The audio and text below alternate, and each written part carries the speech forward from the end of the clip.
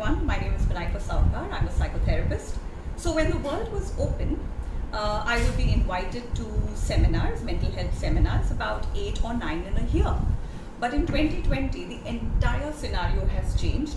And today, mental health experts like me are being invited for corporate webinars, college webinars, and we are doing 4 in a week, 5 in a week, sometimes twice in a day.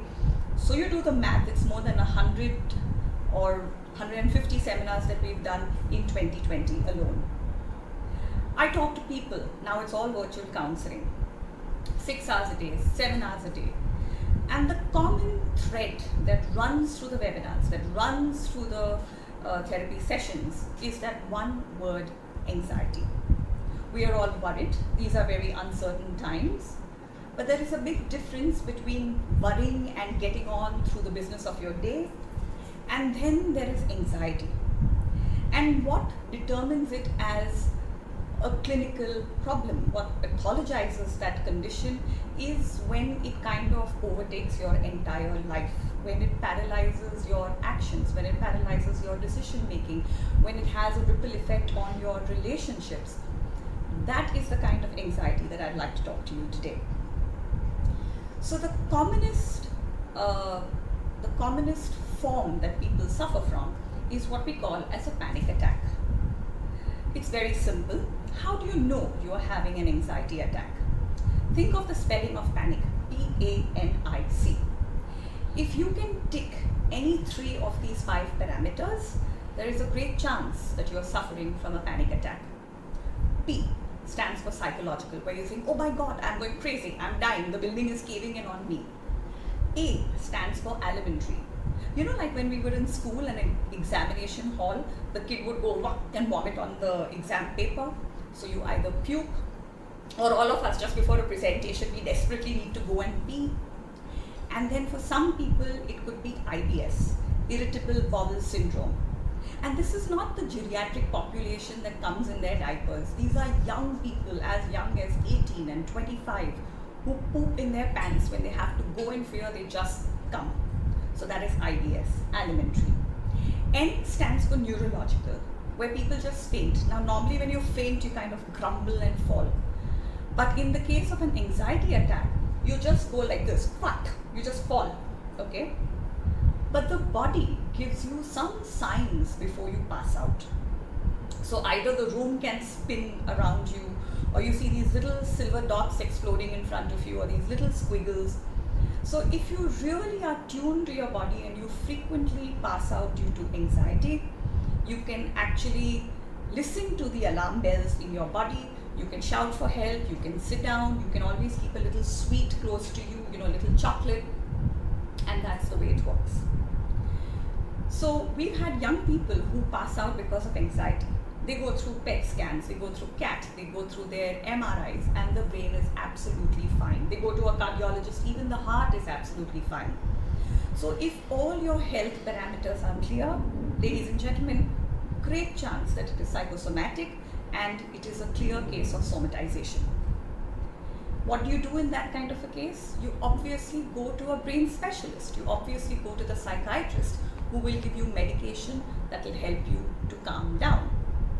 So, psychological, alimentary, neurological. I is inspiratory, where your breathing changes, where you're hyperventilating, where you're breathing like that's the way you hyperventilate.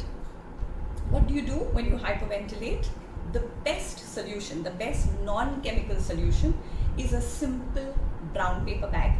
You put the brown paper bag around your nose, you put it around your mouth, and you inhale, exhale. So the bag will fill up with carbon dioxide. Nobody knows why, but carbon dioxide has a very calming effect on the brain, and it helps you to kind of sort yourself and come together.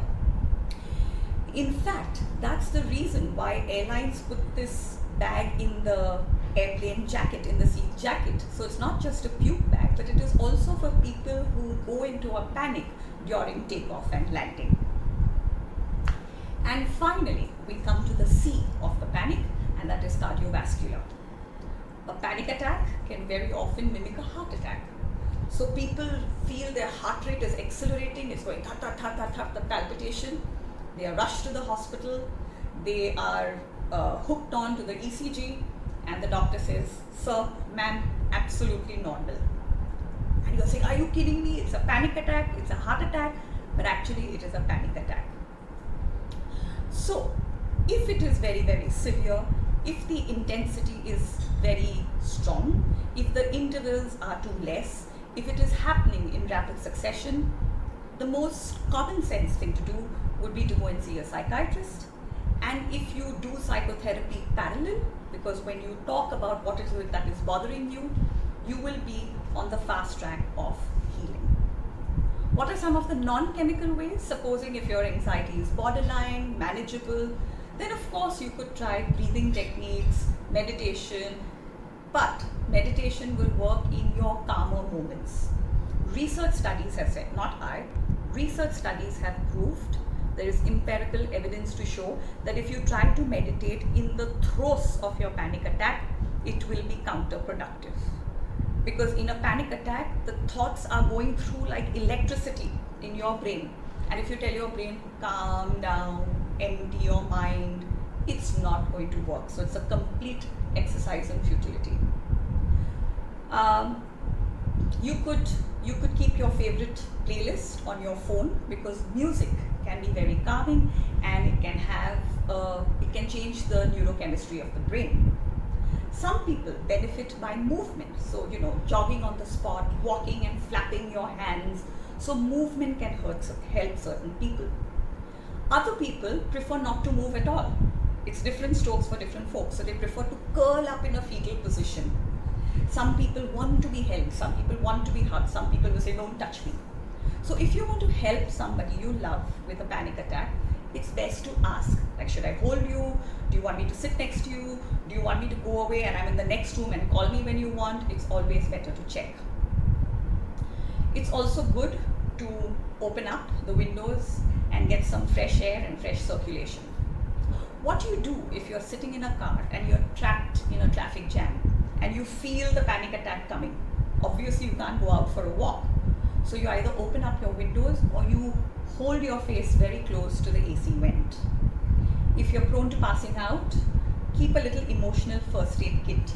Like now how we have a COVID kit in which we keep our masks and we keep our sanitizers and we keep whatever it is to press the elevator buttons.